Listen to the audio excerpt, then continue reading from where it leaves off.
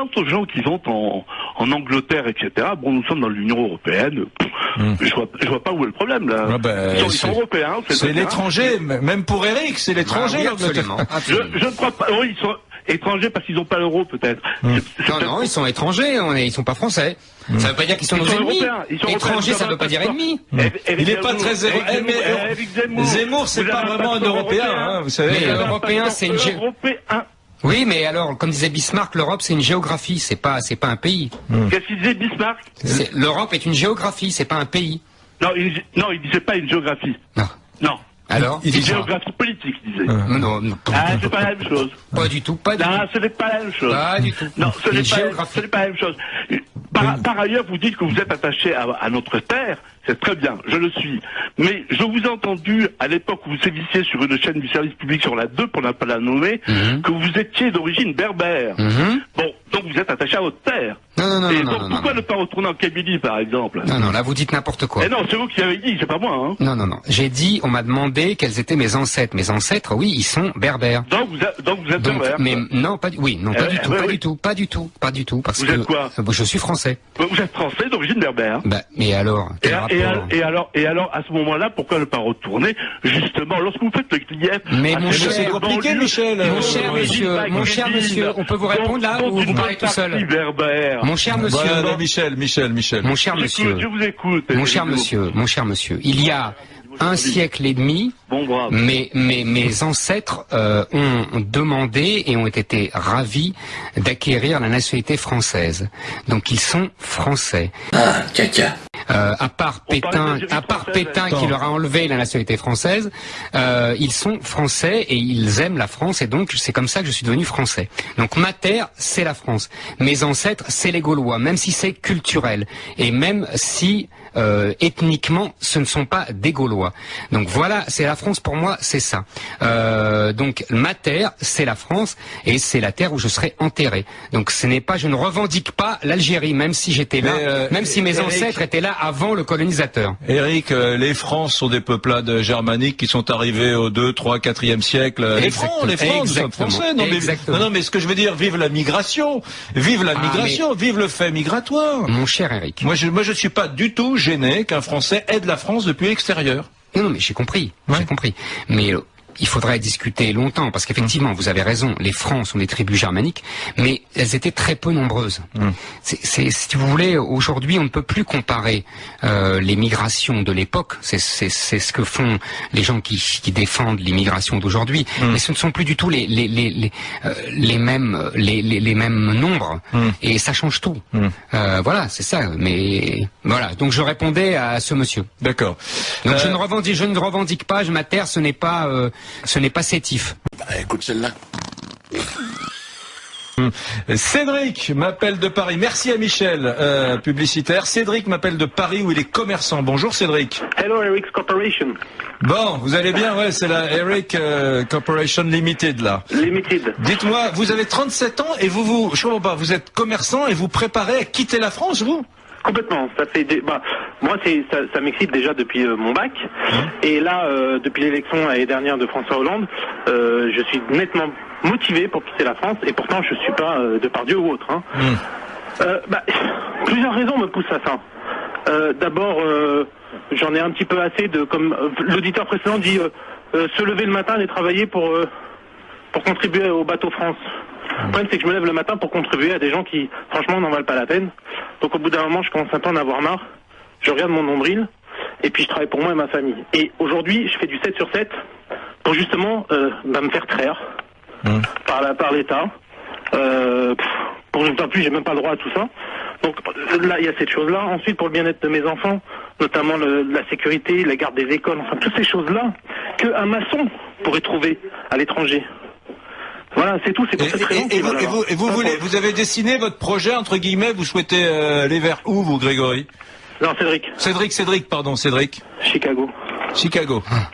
Vous avez raison, il n'y a pas de risque de sécurité là-bas à Chicago. Non, Eric, je vous aime énormément, mais ces clichés en disant que c'est encore Al Capone et autres, franchement, c'est vraiment dépassé. Il faut y aller à Chicago. Effectivement, il y a des endroits où on y va pas. Allez-y. Moi, je vous empêche pas d'y aller, hein, mais... Non, je dis, il faut y aller. Mais ça me fait rire quand vous parlez de sécurité et que vous allez à Chicago. D'autres pays, par le petit bout de l'arloniette journalistique, c'est totalement faux. Et dites, alors, vous n'êtes pas un riche, vous, Cédric, vous êtes commerçant, vous ne partez pas pour des raisons fiscales? Je paye pas, je pars pas pour fuir l'impôt, mais je pars, non. Ouais.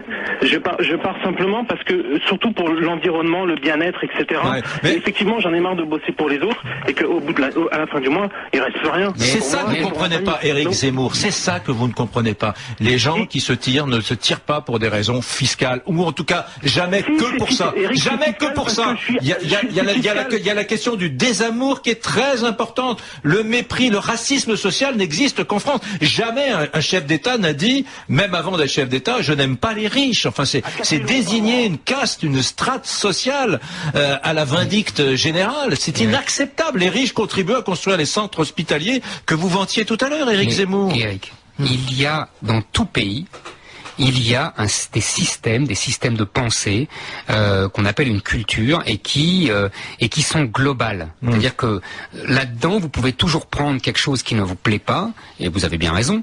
Mais si vous tirez une pelote, vous avez l'ensemble du système. Alors quand vous nous dites, oui, c'est vrai, il y a une certaine envie, vous savez déjà, Tocqueville, Chateaubriand, tous les grands auteurs ont déjà dénoncé le défaut français de l'envie. Donc c'est pas nouveau. Mais si vous voulez, c'est un ensemble. Il y a des défauts, il y a des qualités qui vont avec l'ensemble. Je m'élève toujours quand on me dit, c'est pour ça que je me moque gentiment du monsieur quand il me dit j'ai des problèmes de sécurité, je vais à Chicago. Ça me fait rigoler parce que s'il y a un pays où il y a d'énormes problèmes de sécurité, c'est les États-Unis. Ce n'est pas un lieu commun journalistique. Simplement, eux, ils le traitent. Je suis pas d'accord. Je suis pas d'accord. Les grandes villes américaines ont considérablement. Mais bien sûr, parce qu'il est. Mais vous avez raison. Giuliani à l'époque à New York a considérablement. Mais il y a encore 10 fois plus. Non, aux États-Unis qu'en France. Mais bien sûr. Non. Mais bien sûr. Non, mais bien sûr. Non. Simplement, ils partent de 100 fois plus. Alors évidemment, on descend à 10 fois plus. C'est un exploit. Vous avez tout à fait raison. Mais bien sûr. Non, il n'y a pas 10 fois plus de violence aux États-Unis qu'en France. Regardez les chiffres sont parlants. Alors c'est vrai qu'en France, ça grimpe de façon dangereuse. Je ne vais pas vous dire le contraire. Je vous suivrai là-dessus. Je pense qu'il y a effectivement une explosion de la violence en France qu'on n'avait jamais vue en France dans l'histoire. Il faut revenir au Moyen-Âge. Donc ça, je suis d'accord avec vous. Mais les États-Unis ont une telle avance sur nous. Et en plus, comment ils règlent le problème? Ils règlent le problème de deux façons. D'une part, en emprisonnant des gens massivement. Moi, je suis pas contre, hein. Ça me gêne pas, mais en tout cas il faut savoir qu'ils le font et systématiquement. Vous savez qu'aujourd'hui je crois qu'il y a un jeune noir sur 2 qui est en prison ou qui a connu la prison. C'est colossal. Et deuxièmement, ils le traitent par la séparation des communautés. Il faut pas vous leurrer. Donc c'est un système qui est multiculturel. On le règle par la séparation des communautés étanche. Il y a, je crois, les mariages mixtes entre blancs et noirs. Vous savez que c'est moins de 1% aux États-Unis. D'ailleurs, quand on regarde un film américain, le héros noir, Will Smith ou un autre comédien est toujours marié ou presque toujours marié à une comédienne dans le film, dans la fiction, à une comédienne noire, ce qui est tout à fait inhabituel en France. Mais parce qu'aux États-Unis, c'est comme ça. Donc il faut bien vous comprendre. Pourquoi je vous dis ça? Pas pour dénigrer les États-Unis. Étymologiquement, apartheid, ça veut dire développement séparé. Hein, voilà. C'est pourquoi je vous dis ça. C'est pas pour dénigrer les États-Unis. C'est pour vous dire que chaque pays a son système qui est global. Et il est inutile de prendre un élément qui vous déplaît parce qu'il est lié à un autre. Quand, si vous voulez, vous dites oui, jamais dans un autre pays on dira je n'aime pas les riches, etc. Vous avez raison. Mais ça c'est un élément d'un ensemble. C'est tout ce que je veux dire. Voilà. Donc il faut savoir que quand vous dénoncez un élément, J'entends simplement ce pays que les politiques n'appellent plus la France maintenant, qu'ils appellent la République. Simplement. Ce pays n'a pas commencé à la 5e République, ni à 1789. Ce pays, il est magnifique, il dure depuis longtemps. Pourquoi est-ce que certaines personnes le tordent, ce pays, et lui donnent cette configuration si déplaisante pour des millions de citoyens qui lui ont tellement donné, donné et qui ont si peu reçu. Et je comprends que ces citoyens veulent se tirer. On va se retrouver sur... je suis tout à fait là, vous avez dit un truc qui me touche, parce que ça m'exaspère moi aussi, qu'on ne dise plus la France, mais la République. La République, il y a la République vénézuélienne, la République italienne, la République, il y en a beaucoup.